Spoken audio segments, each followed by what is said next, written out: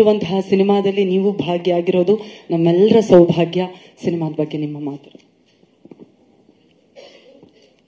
ಡೈರೆಕ್ಟರ್ಗೆ ನನ್ನ ಸಲ್ಯೂಟ್ ಅಪ್ಪಾಜಿ.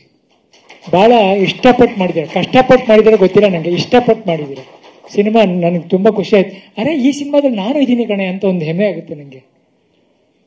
ಆ ಅಪ್ಪು ತೂಕ ನಾವು ತೂಗಕ್ಕಾಗುತ್ತೋ ಗೊತ್ತಿಲ್ಲ ನನಗೆ. ಬಟ್ ಈ ಪಿಕ್ಚರಿಗೆ ನನಗೇನು ಇಷ್ಟ ಆಯಿತು ಅಂತ ಯಾತಕ್ಕೆ ಒಪ್ಕೊಂಡೆ ಅಂದರೆ, ಒಂದು ಒಳ್ಳೆ ಸಮಸ್ಯೆ ಇದೆ, ಒಂದು ಒಳ್ಳೆ ಪ್ರಶ್ನೆ ಇದೆ ಎಲ್ರಿಗೂ. ಶಿಕ್ಷಣ ಅನ್ನೋದು ಅನಿವಾರ್ಯತೆನ ಇಲ್ಲ ಅವಶ್ಯಕತೆನ? ನಿಮ್ಮೊಳಗೆ ನೀವೇ ಪ್ರಶ್ನೆ ಹಾಕೊಳ್ಳಿ. ಎಜುಕೇಷನ್ ಅನ್ನೋದು ಅನಿವಾರ್ಯನ ಇಲ್ಲ ಅವಶ್ಯಕತೆನ ಅಂತ ನಮಗೆ ಗೊತ್ತಿಲ್ಲ. ಇನ್ನೂ ಅನಿವಾರ್ಯ ಅಂತ ಓದ್ತಾ ಇದೀವಿ, ಅವಶ್ಯಕತೆ ಓದ್ತಿದ್ವೋ ಗೊತ್ತಿಲ್ಲ. ಆ ಒಂದು ಮೂಲದಲ್ಲಿ ಒಂದು ಈ ಚಿತ್ರದ ಒಂದು ಕಥೆನ ಎಣೆದು ಸಿನಿಮಾ ಮಾಡಿದ್ದಾರೆ.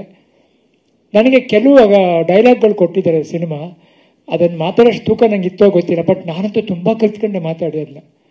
ಓ ದೇವ್ರು, ಇದಕ್ಕೆ ನನಗೆ ಮತ್ತೆ ಆ್ಯಕ್ಟ್ ಮಾಡೋಕ್ಕೆ ಇನ್ನೊಂದು ಅವಕಾಶ ಕೊಟ್ಟಿದ್ದೀನಿ ಅಂತ ಅನ್ನಿಸ್ತು ನನಗೆ. ಮಾತಾಡ್ತಾ ಮಾತಾಡ್ತಾ ನನ್ನನ್ನು ನಾನೇ ಸುಧಾರಿಸ್ಕೊಂಡೆ. ನಾನು ಅಂದರೆ ನನ್ನನ್ನು ನಾನೇ ಸರಿ ಮಾಡಿಕೊಂಡೆ. ಹಿಂಗಿರ್ಬೇಕು ಇನ್ಮೇಲೆ, ನಾನು ಈ ಥರ ಪಾತ್ರಗಳು ಮಾಡಬೇಕು. ತುಂಬ ಖುಷಿ ಆಯ್ತು ನನಗೆ. ಕೆಲಸ ಕೊಟ್ಟಿದ್ದಾರೆ, ಅನ್ನ ಹಾಕಿದ್ದಾರೆ, ನನಗೆ ತುಂಬ ಖುಷಿ ಆಯಿತು. ಸಾಂಗ್ ನೋಡಿದ್ಮೇಲಂತೂ ನನಗೆ ರಂಗಾಯಣ ರಘು ನೋಡಿ ತುಂಬ ಖುಷಿ ಆಯ್ತು. ನಾವು ಯಾವಾಗಲೂ ಕಾಮಿಡಿಗೋಸ್ಕರ ನೋಡ್ತೀವಿ, ಆ ಮನುಷ್ಯನಿಗೆ ಇನ್ನೊಂದು ಮುಖ ಇದೆ ಅಂತ ಯಾರಿಗೂ ಗೊತ್ತಿಲ್ಲ ರೀ. ಎಂಥ ಪಾರ್ಟ್ ಮಾಡಿ, ಏನು ಕಣ್ಣಲ್ಲೇ ಅವ್ರ ಹಾಡು ನೋಡಿ. ಈ ಹಾಡು ನೋಡಿ ನಾನು ಹೇಳಿದೆ ಮೊದಲು, ಈ ಹಾಡನ್ನ ಎಲ್ಲ ಕಡೆ ಬಿಡಿ, ನೀವು ತುಂಬ ಫೇಮಸ್ ಆಗುತ್ತೆ. ಚೆನ್ನಾಗಿ ಹಾಡಿದ್ದಾರೆ, ಚೆನ್ನಾಗಿ ಮಾಡಿದ್ದಾರೆ. ತೂಕ ಅದೇ ನಾನು ಮಾಡಿದ ತೂಕ ಅಲ್ಲ, ನಿಮ್ಗೆ ರಂಗಾಯಣ ರಘು ಇಂಥವ್ರು ಮಾಡೋದು ತೂಕ. ಪಾತ್ರ ಯಾವಾಗಲೂ ನಿಲ್ಲುತ್ತೆ, ಮನಸ್ಸಲ್ಲಿ ನಿಂತುಬಿಡುತ್ತೆ ಅದು. ನಿಜವಾದ ರಂಗ ಸಮುದ್ರನ ಟೈಟ್ಲಿಗೋಸ್ಕರ ಒಪ್ಕೊಂಡೆ ನಾನು.